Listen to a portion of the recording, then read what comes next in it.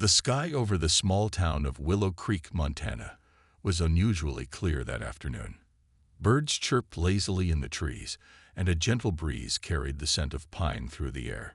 It was the kind of day where nothing seemed out of place, until something very much out of place appeared. High above the mountains, a strange object descended silently. At first, it looked like a shimmering silver dot against the blue sky. But as it drew closer, its true size became apparent. The object was enormous, larger than any airplane or helicopter anyone had ever seen. Its surface gleamed like polished metal, reflecting sunlight in dazzling bursts. People stopped what they were doing to stare. Some pointed and whispered. Others grabbed their phones to take pictures. No one knew what it was, but everyone felt the same thing: unease. Jack Monroe was one of those people. A tall, wiry man in his early 30s with grease-stained hands and a perpetual 5 o'clock shadow. Jack spent most of his days fixing cars at the local garage. He had just finished repairing an old pickup truck when he noticed the commotion outside. Stepping out of the shop, he squinted up at the sky. The object wasn't moving like a plane or a drone. It hovered there, perfectly still, as if it were watching. "What the heck is that?" muttered Jack under his breath. He pulled out his phone and snapped a few photos before calling his sister, Lily. She lived in New York City, working as a journalist, and always seemed to have answers for things like this. "Lily, you gotta see this," Jack said when she answered. "There's some kind of spaceship or something hovering over the mountains." "A spaceship?" Lily replied, her tone skeptical. "Are you sure it's not a weather balloon or a satellite?" "No way. This thing's huge, and it's just sitting there, like it's waiting for something." Lily sighed. "Okay, I'll check the news, but don't get too excited. It's probably nothing." Back inside the mysterious craft, Commander Zarn stood at the center of the bridge, gazing down at Earth through a holographic display. To him, this planet looked primitive: patchwork fields, sprawling cities, and vast oceans. Compared to the Valon Empire's advanced civilization, Earth seemed like little more than a speck in the universe. Still, orders were orders. Conquering new worlds was how the Empire expanded its reach, and Earth was next on the list. Lieutenant Kale, a younger officer with sharp features and a cautious demeanor, approached Zarn. "Sir, initial scans show no significant threat. Their technology is centuries behind ours." Advisor Naira, a slender woman with piercing eyes, added, "They may lack sophistication, but we should proceed carefully. Primitive species can be unpredictable." Zarn nodded thoughtfully. "Agreed. Begin deploying reconnaissance drones. Let's assess their capabilities before making contact." Meanwhile, back in Willow Creek, curiosity turned into concern as the object remained motionless. Some residents fled to their homes, locking doors and windows. Others gathered in groups, speculating about what might happen next. Jack stayed outside, leaning against the hood of a rusty sit-in. He wasn't afraid. Not yet, anyway. If anything, he was intrigued. A few minutes later, a smaller object detached from the main ship and zipped toward the ground. It landed near the edge of town, kicking up dust and debris. Jack watched as a farmer named Carl Dawson drove his tractor toward it, likely intending to investigate. What happened next surprised everyone. As Carl got close, the drone emitted a low hum and began scanning the area. Startled, Carl accidentally backed his tractor into the device, crushing it instantly. "Well," Jack muttered, shaking his head. "That went well." Unbeknownst to him, the aliens aboard the ship were equally stunned. Lieutenant Kale stared at the monitor showing the destroyed drone. "Sir, did that human just destroy our probe with a farming vehicle?" Zarn frowned. This mission was already proving more complicated than he'd expected. The aliens weren't sure what to make of Earth anymore. Back on the ship, Commander Zarn paced across the bridge, his sharp eyes fixed on the holographic display showing the destroyed drone. Lieutenant Kale stood nearby, fidgeting nervously, while Advisor Nera studied the data streaming in from other probes still active on the ground. "This is unacceptable," Zarn said finally, his voice low but firm. "How could a primitive species disable our technology so easily? It's illogical." Naira tilted her head slightly. "Perhaps we underestimated them. Their methods are crude, but they seem resourceful and unpredictable." Kale chimed in hesitantly. "Sir, maybe we should reconsider our approach. If they can destroy one of our drones with basic tools, imagine what they might do if provoked further." Zarn shot him a glare. "We are the Valon Empire. We do not back down because of minor setbacks. This planet will be ours. It must be." Down on Earth, word of the strange object had spread quickly. By evening, news outlets around the world were reporting on the mysterious ship hovering above Montana. Social media buzzed with theories ranging from government experiments to extraterrestrial visitors. Jack Monroe, who had witnessed everything firsthand, became an unofficial spokesperson for the town. He gave interviews to local reporters and even streamed live videos of the ship to curious viewers online. One such viewer was Lily Monroe, Jack's sister. Sitting in her tiny apartment in New York City, she watched his latest video with growing concern. She hadn't believed him at first. Spacecrafts didn't just show up out of nowhere. But now, seeing it with her own eyes, she couldn't deny it. Still, something about Jack's laid-back attitude made her smile. "Hold up there, buddy," Jack said into the camera during one of his streams, addressing the alien ship directly. "You guys didn't even knock before showing up. What kind of manners are those?" His joke earned laughs from thousands of viewers, but it also caught the attention of the aliens monitoring human communications. On the bridge, Zarn listened intently as translators worked to decipher the message. When they explained that Jack was mocking them, Zarn clenched his fists in frustration. "They dare ridicule us," he growled. "Enough of this. Send another drone. Establish communication immediately." Back in Willow Creek, people gathered in the streets, watching nervously as a second drone descended from the sky. This time, it hovered above the town square, emitting a loud mechanical voice. "Attention, humans," the voice boomed. "You are now under the jurisdiction of the Valon Empire. Surrender your planet, or face consequences." Silence fell over the crowd. For a moment, no one moved. Then Jack stepped forward, cupping his hands around his mouth like a megaphone. Excuse me," he shouted, his tone dripping with sarcasm. "Did you hear about knocking first?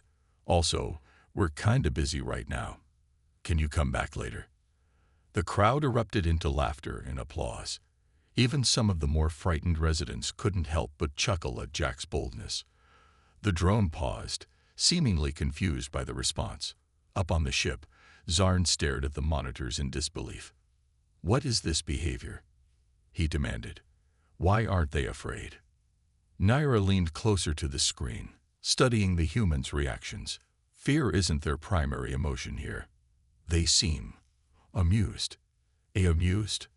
Zarn repeated, his voice rising. "They think this is a game." Lily, watching the scene unfold online, couldn't believe what she was seeing. Her brother, a mechanic with grease stains on his jeans, was standing up to an alien invasion with nothing but wit and bravado. Shaking her head, she grabbed her bag and headed for the airport. Whatever was happening in Willow Creek, she needed to be there. As night fell, the tension between the humans and the aliens grew thicker. More drones appeared, scanning the area and broadcasting similar messages. But instead of cowering, the townspeople responded with humor and defiance. Someone set up a projector and played old science fiction movies on the side of a building, complete with cheesy alien sound effects. Others brought out lawn chairs and snacks, treating the event like a festival. Jack wandered through the crowd, shaking hands and posing for pictures. He wasn't sure why he felt so calm. He should have been terrified, but something about the situation felt surreal. These aliens clearly had no idea what they were dealing with. Earth wasn't going down without a fight, and Jack intended to make sure of it. Up on the ship, Zarn realized that conquering Earth wouldn't be as easy as he'd thought. Humanity's spirit, chaotic and unpredictable, was proving to be a formidable challenge. And deep down, he began to wonder, was this planet truly worth the trouble? By morning, the story of Willow Creek had gone global. News channels around the world broadcast live footage of the alien ship and the town's defiant response. Social media exploded with memes, jokes, and hashtags like #HoldUpBuddy and #EarthStrong. People everywhere were talking about the invasion, not with fear, but with a strange mix of excitement and pride. Humanity's chaotic energy was on full display, and it was clear that no one was ready to give up without a fight. Lily Monroe arrived in Willow Creek just as the sun began to rise. She stepped off the bus carrying her laptop, a notebook, and a camera slung over her shoulder. Her dark hair was tied back in a loose ponytail, and her sharp green eyes scanned the scene before her. The town square was bustling with activity. Some residents were setting up makeshift barricades using old furniture and farm equipment, while others handed out coffee and donuts to those keeping watch. Jack spotted her immediately and waved her over. "Nice of you to finally show up," he teased, pulling her into a quick hug. "I was starting to think you'd chicken out. I leave New York for one alien invasion, and this is what I get." Lily shot back with a grin. "Seriously though, Jack, what's the plan? Are we fighting these guys or making fun of them?" Jack shrugged. "Why not both?" Lily rolled her eyes but couldn't suppress a smile. Despite the absurdity of the situation, she felt a spark of hope. If anyone could figure out how to handle an alien invasion, it was her brother, and maybe her too. Back on the alien ship, Commander Zarn was growing increasingly frustrated. Every attempt to assert control over the humans met with resistance, or worse, ridicule. When the Valons tried to broadcast another stern warning, a group of teenagers hacked into their signal and replaced it with clips of old comedy shows. The aliens' serious messages were drowned out by laughter tracks and slapstick humor. "What is wrong with these creatures?" Zarn muttered, rubbing his temples. He turned to Lieutenant Kale. "Do they not understand the gravity of their situation?" Kale hesitated before answering. "Sir, perhaps they do understand. And they've chosen to respond with defiance instead of fear." Advisor Nira nodded slowly. "Their unpredictability makes them dangerous. We cannot anticipate their next move." Meanwhile, in Willow Creek, Jack and Lily huddled together in the garage where Jack worked. They spread maps and sketches across a cluttered workbench, brainstorming ideas. "We need to hit them where it hurts," Jack said, tapping a grease-stained finger on the table. "Their tech. That's their advantage, right? So let's mess with it." Lily raised an eyebrow. "And how exactly do you plan to do that?" Jack grinned. "Leave that part to me. You focus on getting the word out. Tell everyone to keep doing what they're doing. Confuse the heck out of these guys." Over the next few hours, Jack got to work. Using spare car parts, wires, and an old radio transmitter, he rigged together a crude device designed to interfere with the aliens' drones. It wasn't pretty, but it worked, at least in theory. When he tested it near the edge of town, one of the hovering drones sputtered and fell to the ground, sparking and smoking. Word of Jack's success spread quickly. Inspired, other townspeople began tinkering with their own gadgets. Farmers modified tractors to emit electromagnetic pulses, while kids used remote-controlled toys to distract the drones. Even the local high school robotics club joined in, programming small robots to swarm the alien probes. Up on the ship, Zarn watched the chaos unfold with mounting dread. His once orderly mission was spiraling out of control. Reports poured in from every corner of Earth. Humans sabotaging drones, hacking signals, and even organizing protests under the shadow of the massive spacecraft. For every step forward the Valons took, humanity pushed back twice as hard. "This planet is unlike anything we've encountered," Nira admitted quietly. "Their creativity, their resilience, it's extraordinary." Zarn didn't respond. He stared at the monitors, his mind racing. Conquering Earth was supposed to be simple, a quick operation to expand the Empire's territory. But now, he realized, it might be far more trouble than it was worth. Down below, Lily filmed everything, documenting the human spirit in action. She interviewed farmers, teachers, and children, capturing their determination and humor. By the end of the day, her footage had gone viral, inspiring millions worldwide. Humanity wasn't backing down, and neither was Jack. The aliens were starting to look confused. Back on their ship, Commander Zarn sat in the command chair, staring at the screens filled with chaotic images of Earth. Humans weren't behaving the way they were supposed to. Instead of surrendering or panicking, they were fighting back, with jokes, gadgets, and sheer stubbornness. It was as if the entire planet had decided to turn the invasion into some kind of bizarre game. "They're mocking us," Zarn muttered, his voice tight with frustration. "Every move we make, they counter it with nonsense." Lieutenant Kale glanced at the monitors, where a live feed showed people in Willow Creek setting off fireworks under one of the drones. The bright bursts of color sent the drone spinning wildly before it crashed into a tree. A crowd cheered, and someone held up a sign that read, "Go home, space jerks." "They don't take us seriously," Kale said cautiously. "Maybe we should try a different approach." Advisor Naira, who had been quietly observing the situation, finally spoke up. "Perhaps this is more than just defiance. Their behavior suggests they view us not as conquerors, but as intruders. To them, we're the outsiders disrupting their lives." Zarn frowned. "So what do you suggest? We apologize and leave?"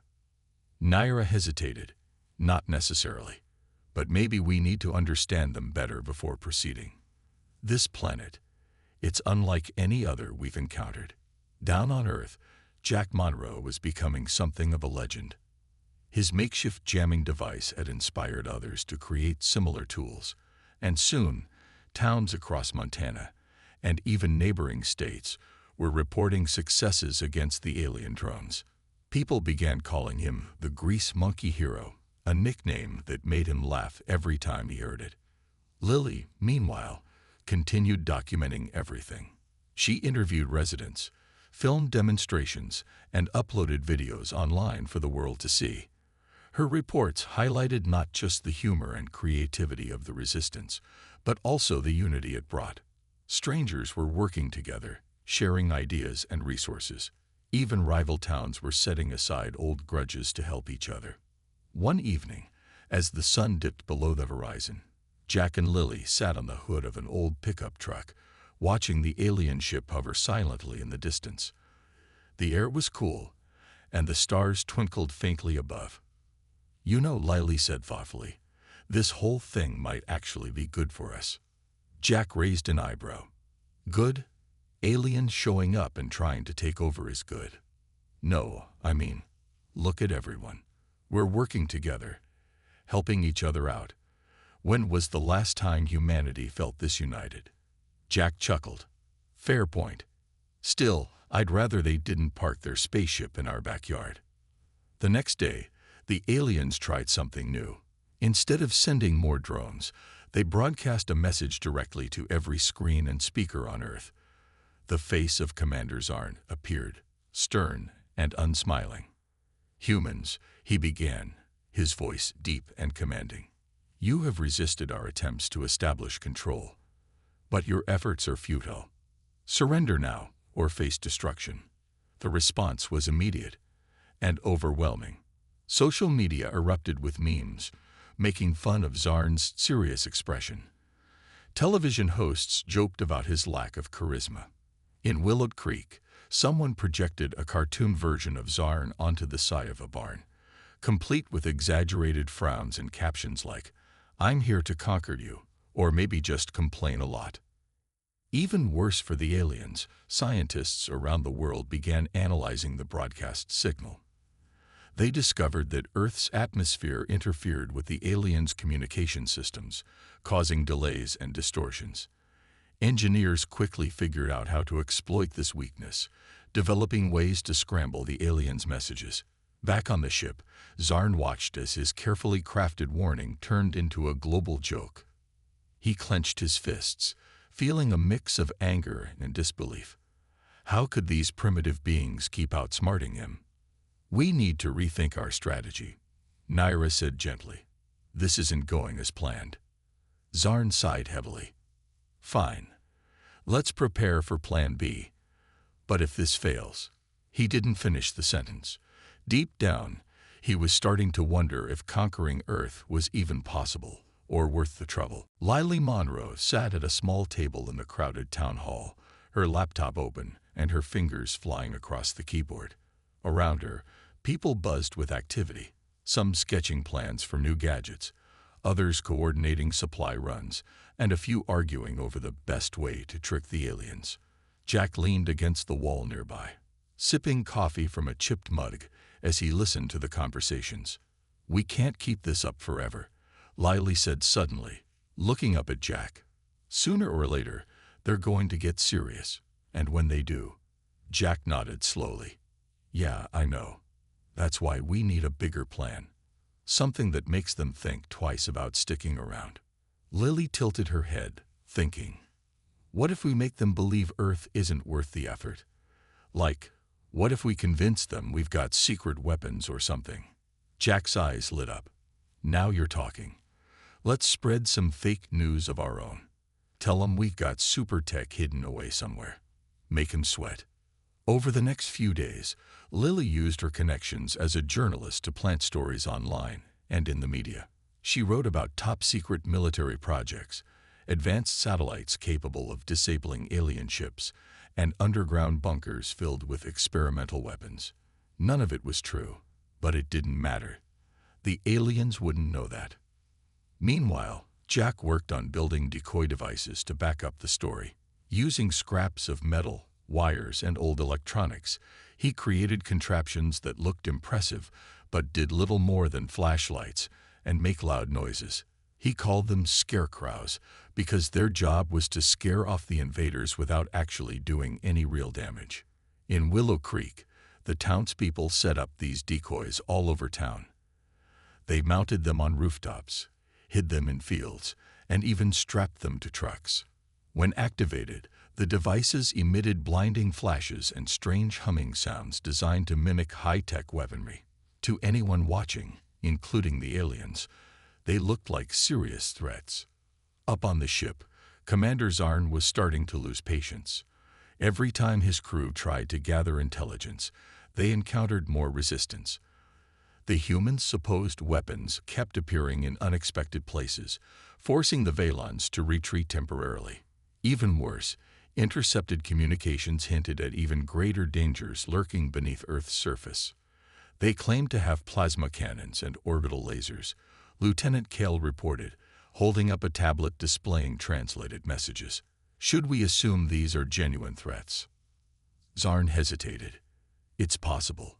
But why would they wait until now to use such technology?" Advisor Nira spoke up. "Perhaps they're bluffing, trying to intimidate us into leaving." Zarn frowned. "Either way, we can't take unnecessary risks. Order the fleet to maintain distance and observe. If they truly possess advanced weapons, we'll need reinforcements before proceeding." While the aliens debated their next move, Jack and Lily decided to take things a step further. They snuck close to one of the down drones, a risky maneuver, but necessary. Armed with tools and determination, they managed to pry open a panel and extract a small data core. Neither of them knew exactly what it contained, but they hoped it would give humanity an edge. Back in the garage, Lily connected the core to her laptop. After hours of tinkering, she uncovered valuable information. The aliens relied heavily on centralized control systems. Their ships, drones, and weapons were all linked to a single command hub aboard the main vessel. If that hub could be disabled, the entire fleet would fall apart. "This is it," Lily whispered, excitement bubbling in her voice. "If we can hit their command center, we might be able to shut them down completely." Jack grinned. "Then let's do it. But how do we get to their ship?" Lily thought for a moment. We don't. We hack it instead. With this info, we can send a virus through their communication signals. It'll fry their systems without us having to leave the ground. Word of their discovery spread quickly. Scientists, hackers, and tech experts from around the world joined forces to develop the cyber attack. Governments provided resources, while ordinary citizens offered whatever help they could. For the first time in history, humanity was united, not just in spirit, but in action. As the pieces fell into place, Jack glanced at Lily. "You think this'll work?" She smiled faintly. "Honestly, I don't know. But if there's one thing we've learned from all this, it's that humans don't give up easily. Not even when aliens show up uninvited." Jack chuckled. "Guess we'll find out soon enough." The day of the big plan arrived, and tension hung thick in the air. In Willow Creek, Jack and Lily worked alongside a team of volunteers to finalize the cyber attack. Computers hummed, wires snaked across tables, and people spoke in hushed tones as they double-checked every detail. The goal was clear: send a virus into the alien ship's command system and disable it from the inside out. Lily sat at the center of the chaos, her fingers flying over the keyboard. She had spent hours coding the virus, making sure it could bypass the aliens' defenses and reach their central hub. Beside her, a group of hackers, some local, others connected remotely from around the world, monitored the signal feed, ready to launch the attack at her command. "Are we good?" Jack asked, leaning over her shoulder. His voice was calm, but his eyes betrayed his nerves. "As good as we'll ever be," Lily replied, glancing up at him. "Just hope this works." Outside, the alien drones buzzed overhead, scanning the town for any signs of trouble. The Valons were growing restless. Commander Zarn paced the bridge of the ship, his patience wearing thin. Reports of strange energy spikes and unusual activity on the ground had him on edge. "What is happening down there?" he demanded, glaring at Lieutenant Kale. "Why haven't we regained control?" Kale hesitated before answering. "Sir, the humans, they're doing something. We're detecting unusual signals, but our systems can't identify them." Zarn's jaw tightened. "Find out what it is. Now." Back in the garage, Lily gave the final order. "Everyone ready. On my mark. 3, 2, 1. Send it." With a click of a button, the virus shot through Earth's atmosphere and into the alien network. For a moment, nothing happened. Then, slowly, the screens monitoring the signal began to flicker. Alarms blared aboard the alien ship as the virus spread through its systems like wildfire. On the bridge, chaos erupted. Lights dimmed, monitors went dark, and the hum of machinery faltered. Advisor Naira rushed to the main console, her hands flying over the controls. "The command hub is compromised. We've lost connection with the drones." Zarn slammed his fist against the armrest of his chair. "Restore the systems immediately." "It's too late," Naira said, her voice trembling. "The virus has infiltrated everything. If we don't act now, the entire fleet will collapse." Down on Earth, the townspeople watched in awe as the alien drones fell silent one by one. The once menacing machines hovered aimlessly before crashing to the ground. Cheers erupted in Willow Creek as people realized the plan had worked. But the celebration didn't last long. High above, the main ship began to shudder. Its sleek surface flickered, and parts of it started to break apart. Inside, Zarn faced a difficult decision. Continuing the mission would mean risking not only the lives of his crew, but also the safety of his people back home. "Retreat," he ordered finally, his voice heavy with defeat. "Signal the fleet to withdraw." As the massive ship ascended into the sky, followed by the remnants of the drone fleet, the crowd below erupted into cheers. Strangers hugged, children laughed, and tears of relief streamed down faces. Humanity had won, or at least it had survived. Jack stood beside Lily, watching the ship disappear into the clouds. He let out a long breath. Well, that was something. Lily smiled, though she looked exhausted. "Yeah, something I never want to do again. For days afterward, news outlets around the world celebrated the victory.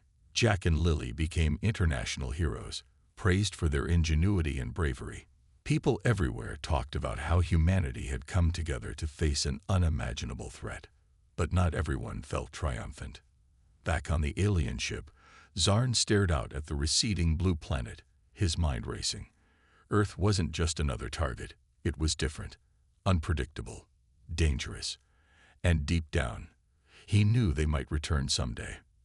But next time, they'd need a better plan. The aftermath of the alien retreat left Earth buzzing with a mix of relief and disbelief.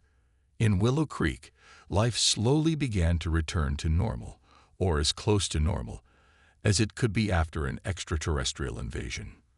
The townspeople cleaned up the debris left behind by fallen drones, repaired damaged buildings, and celebrated their victory with barbecues and bonfires.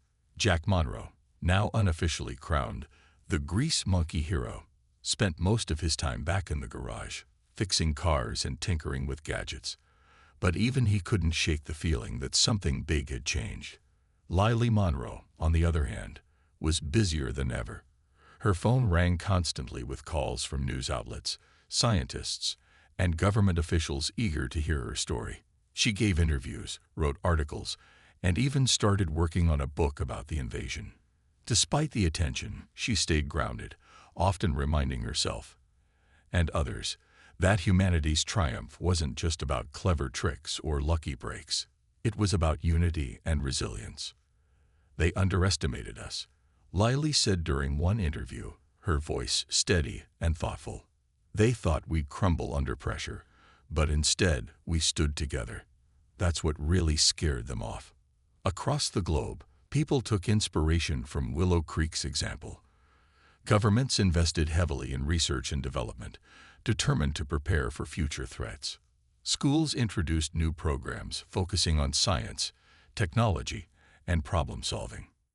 Even small communities came up with creative ways to stay vigilant, organizing drills and building networks to share information quickly if needed. But not everyone was ready to celebrate just yet. Back on the alien ship, Commander Zarn faced harsh criticism from his superiors. The Valon Empire prided itself on its flawless record of conquests, and Earth's resistance was seen as a humiliating failure. This mission was a disaster, one council member said during a tense meeting aboard the mothership. How could you allow such primitive beings to outsmart you? Zarn clenched his fists but kept his composure. Earth is unlike any planet we've encountered. Their unpredictability makes them dangerous. We need to rethink our approach before considering another attempt. Advisor Nera nodded in agreement. They may lack advanced technology, but their creativity and adaptability are unmatched. Perhaps conquest isn't the answer. The council erupted into arguments, some insisting on revenge while others urged caution. In the end, no decision was made, but Zarn knew this wasn't over. Someday, the Valons might return. And when they did, they'd come better prepared. Back on Earth, Jack and Lily sat on the porch of their childhood home, sipping coffee and watching the sunset.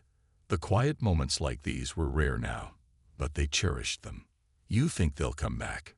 Jack asked, breaking the silence. Lily shrugged. Maybe. Probably. But if they do, we'll be ready. Jack grinned. Yeah, 'cause next time, I'm gonna build a robot army. Lily laughed, shaking her head. Let's stick to fixing cars for now, okay? Despite the jokes, both of them felt a lingering unease. The aliens' departure didn't mean the danger was gone. It only meant a temporary reprieve. Humanity had proven it could fight back. But the universe was vast, and Earth was just one small part of it. Over the following months, the world continued to change. People grew closer, sharing stories and lessons learned from the invasion. Communities worked harder to support each other, knowing that strength came from unity. Scientists studied the remnants of alien technology recovered from crashed drones, hoping to unlock secrets that could protect Earth in the future. Jack returned to his daily routine, though he kept a few spare parts lying around, just in case. Lily finished her book, titled Asterisk Conquer Earth. Hold up there, buddy. Asterisk, which became a bestseller. Its message was simple. Humanity's greatest weapon wasn't technology or firepower.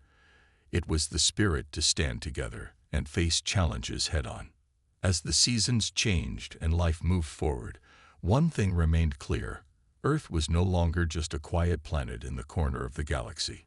It had announced its presence to the stars and shown that it wouldn't back down without a fight. Whatever came next, humanity would face it together. Months passed, and Earth settled into a new rhythm. The memory of the alien invasion lingered, but life went on. In Willow Creek, the town square was repaired, and a small monument was erected to honor the community's courage during the crisis. It wasn't fancy, just a metal plaque attached to a boulder, but it meant something to the people who lived there. Jack Monroe often walked by it on his way to the garage, glancing at the words engraved on the plaque, "To resilience and unity.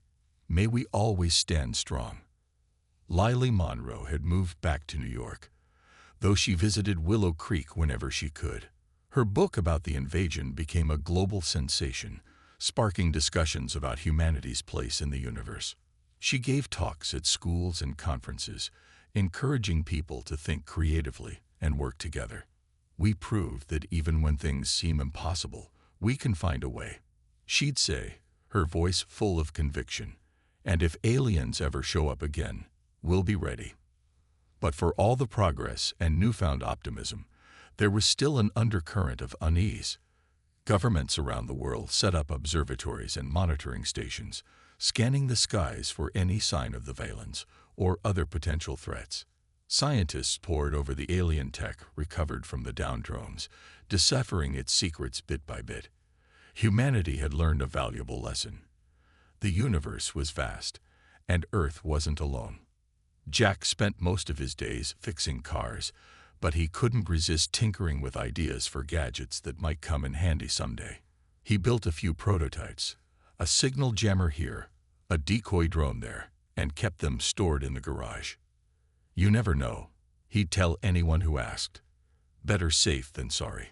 Commander Zarn, meanwhile, remained haunted by the failure at Earth. Back on his home planet, he faced constant scrutiny from the Valon Council.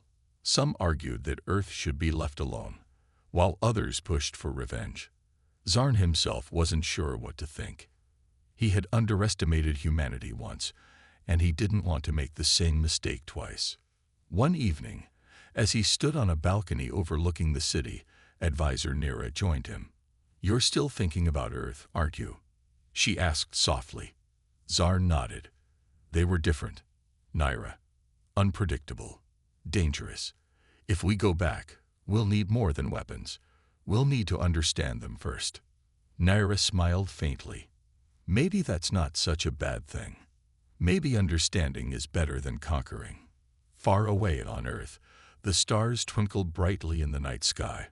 Families gathered around dinner tables, sharing stories and laughter.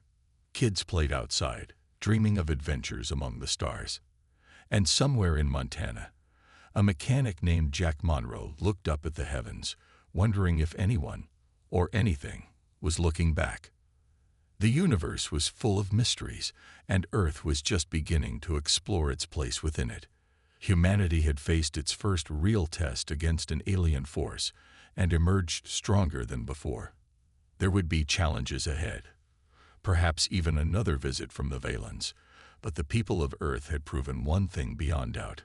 They were resilient, resourceful, and determined to protect their home. As Lily wrote in the final chapter of her book, the invasion taught us that fear doesn't have to control us. When faced with the unknown, we found strength in each other. Whether it's aliens or asteroids, storms or struggles, we'll face them together. Because that's who we are. That's what makes us human. And so, life continued under the watchful gaze of the cosmos. The people of Earth carried on, united by their shared experience and ready for whatever came next. For now, the skies were quiet, but everyone knew the stars held secrets yet to be uncovered. Whatever the future held, humanity was prepared to meet it head-on. with courage, creativity, and hope.